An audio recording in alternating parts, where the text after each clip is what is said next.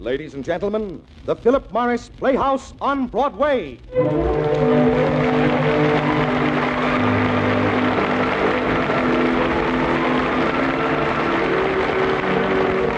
Tonight, the Philip Morris Playhouse on Broadway presents the Philip Morris Intercollegiate Acting Competition. Tonight's vehicle, Crime and Punishment, starring Charlton Heston with Everett Sloane and presenting college star number 10, Beverly Montrond of Hunter College.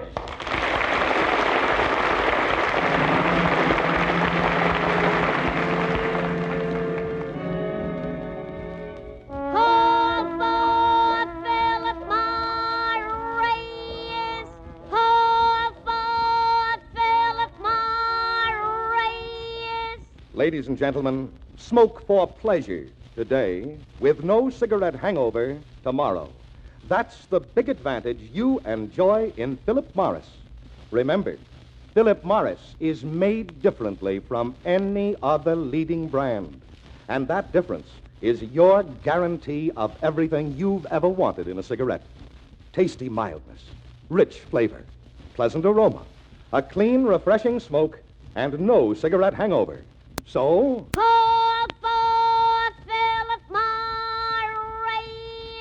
You'll be glad tomorrow you smoked Philip Morris today.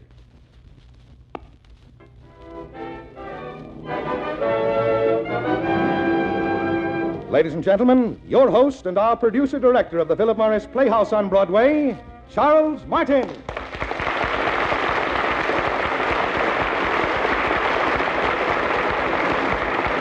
Good evening, ladies and gentlemen. Let's give a Broadway welcome to contestant number 10, Beverly Montrond of Hunter College. Thank you, ladies and gentlemen. Tonight I shall play the part of Sonia. Miss Montrond, for your debut on the Philip Morris Playhouse on Broadway, you will have as your co-star one of the most exciting stars in all America, Mr. Charlton Heston, supported by Everett Sloane in the great classic Crime and Punishment.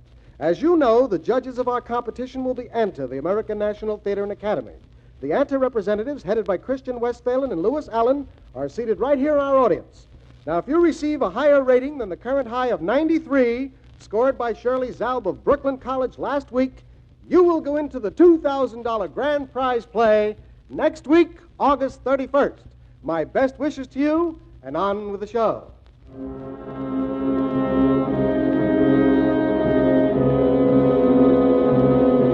The story of Crime and Punishment is eternal, timeless.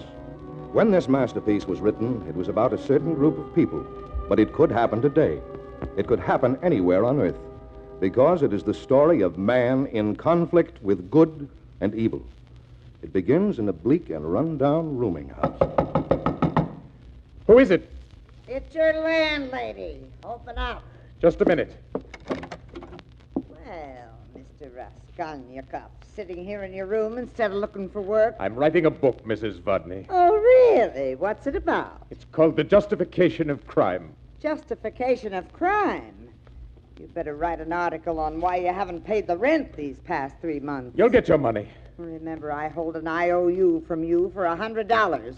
You pay your rent, or I'll see that you're thrown out on the streets, and you pay it tonight. Oh, here's a letter for you just came. Girlfriend? From my sister. Sister? I didn't think your kind had a sister. I thought you just appeared from some garbage. Get out, you horrible old hag! My dearest brother Rajan, 2 months have gone by since I received your last letter, which has distressed me very much. The $50 we sent you 4 months ago, we borrowed from Basilutian, a manufacturer in this town. Basilutian has proposed marriage to me, and I have accepted. It's true that Basilutian is 50 years old and I am only 20, but Mother says I will be happier with security instead of love. At least you will not starve, dear brother. God be with you till we meet again. Your loving sister. Poor little Dunio. What a pitiful gesture. No, I can't let her. I can't. I'll pawn everything I own first.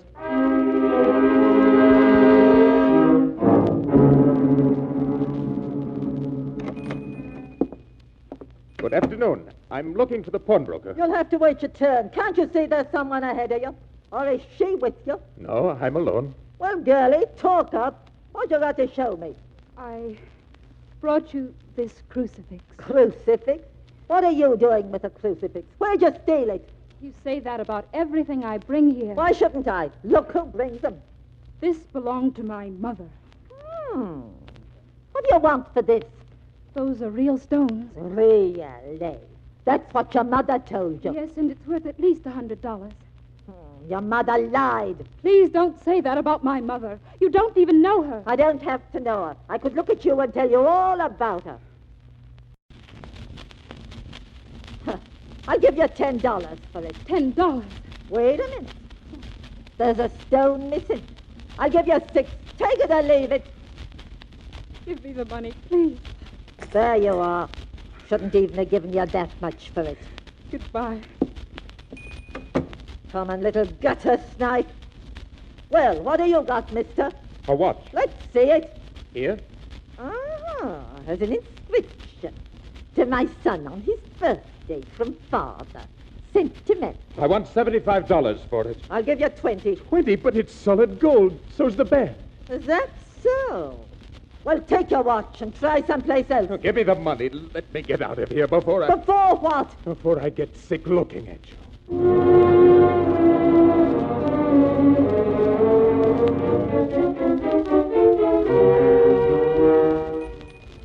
What did you lose, miss? $1.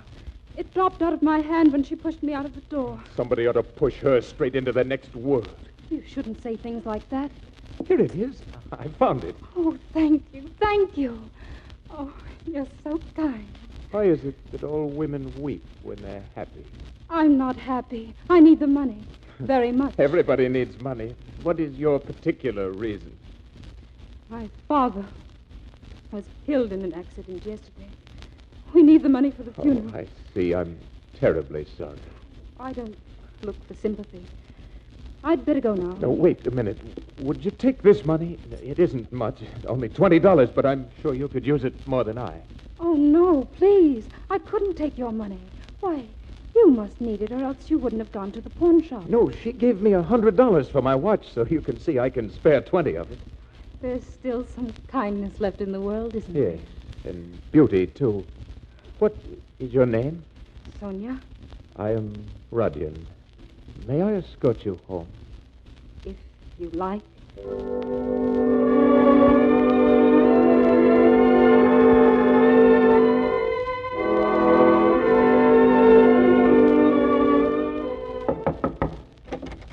Well, you got the money, the rent.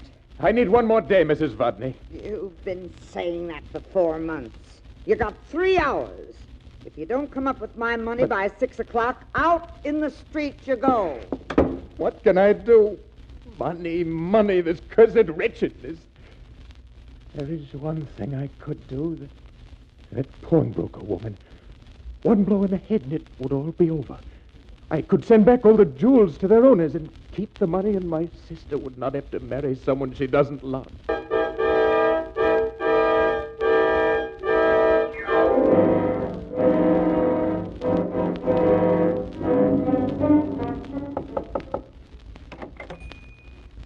What do you want? It's after No, hours. it's me, don't you remember? I've got a cigarette case I want to pawn. It's solid silver. Wow. Nice hour to come around with your rubbish. Come in. Let's see this solid silver cigarette case of yours. Right here in this package. You look pale, young man, and your hands are trembling. Fever. You can't help getting pale if you've nothing to eat. Well, I turn to the window and see this thing. Sure. There's more light there. Go right ahead. What? There's nothing in this package but a block of wood. Fooled you, didn't I? What do you want? I'm going to kill you. No! You hurt people for the last time. That hammer in your hand. What are you going to do with it? Kill you.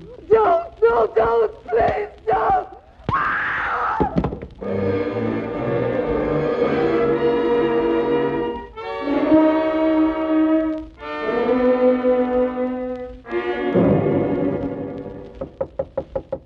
Yes, who is it?